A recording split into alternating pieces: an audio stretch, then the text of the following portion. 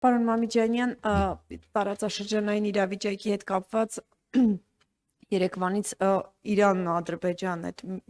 Իրան եւ Ադրբեջանի միջև է նաեւ լարվածությունը։ Ես ուզում եմ հարցնել քաղաքացիական պայմանագրից հայտարարեցին, որ ամեն դեպքում անկախ այս տարածաշրջանային լարվածությունից Հայաստանը բոլոր խնդիրները հասցեագրում է եւ բոլոր ռիսկերը կառավարելի են։ Դուք հետևում եք,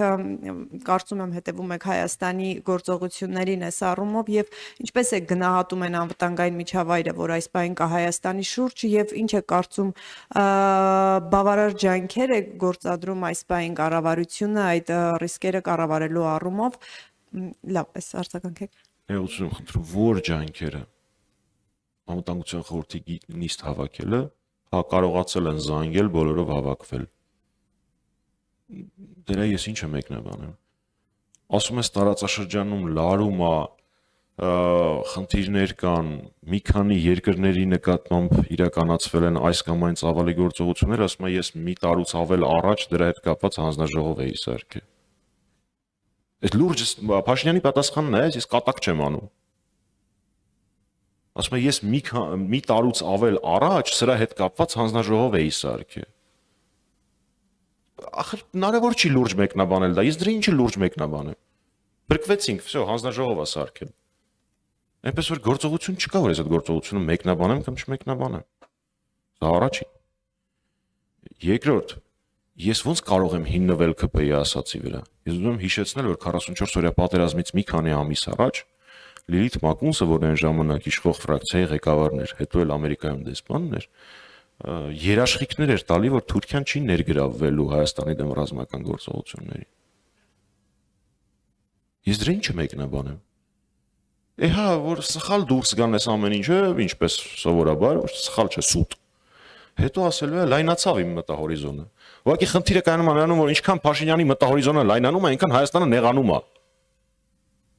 Այդ մեծ խնդրեմը կա։ Ուստի ես չեմ կարող մեկնաբանել այն փաստը, որ իրանք կարողացել են անվտանգության նիստ հավաքել Դիլիջանի եւ Էջմիածնի իրենց կուսակցական գործողումների արանքում։ Եվ հիմա տեղի ունեցող ամբողջ աշխարհին մտահոգեցնող գործողությունների հետ կապված գեոպոլիտիկ ռահվիրա Նիկոլ Փաշինյանը մի տարուց ավել առաջ հանձնաժողով էր բաց։ Ինչը սրա էս մեկնաբանը։ Ինչ են արել, որ մի հատ մեկնաբանեմ։ Երբ որ կտեսնեմ, թե կոնկրետ ինչ են արել, այդ ժամանակ կարողանամ մեկնաբանել։ Այս պահին այն փաստը, որ անվտանգության խորհրդում ինչ որ մարդ կարողանում է հեռախոսից օգտվել եւ կազմակերպել 10 հոգու հավաք, ես դա մեկնաբանել չեմ կարող։ Պարոն Մամիջանյան, այդ դեպքում ըստ ձեզ ինչ պետք է արվեր, որ չի արվում։ Այդ արդեն շատ ավելի հետաքրքիր հարց է։ Ես ուզում եմ մի օրինակ բերել։ 2008 թվականին, երբ որ սկսվեցին ռազմական գործողություններ Ռուսաստանի եւ Վրաստանի միջև,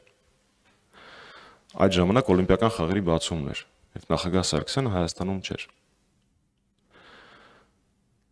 Արտերկրից նախագահ Սարգսյանը կապ հաստատեց այն ժամանակվա Իրանի նախագահ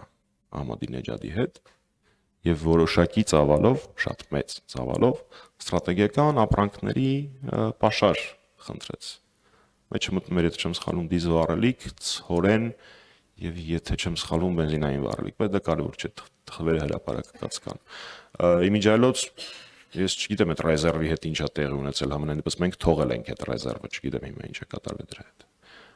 Վառ օրինակ թե ինչպես պետք է վարվել, երբ որ հայ-հայա տարածաշրջանը պայթելու է։ Անհրաժեշտ է իրականացնել որոշակի կանխարգելիչ գործողություններ։ Այլ ոչ թե ուրախ նստել ասել, գիտես ինչ, ես խաղաղություն եմ բերեմ, ես ոչ մի բան չի կպնի։ Իսկ գագաթնակետը ես երբեք չէի մտածի, որ ինքը սրան կհասնի։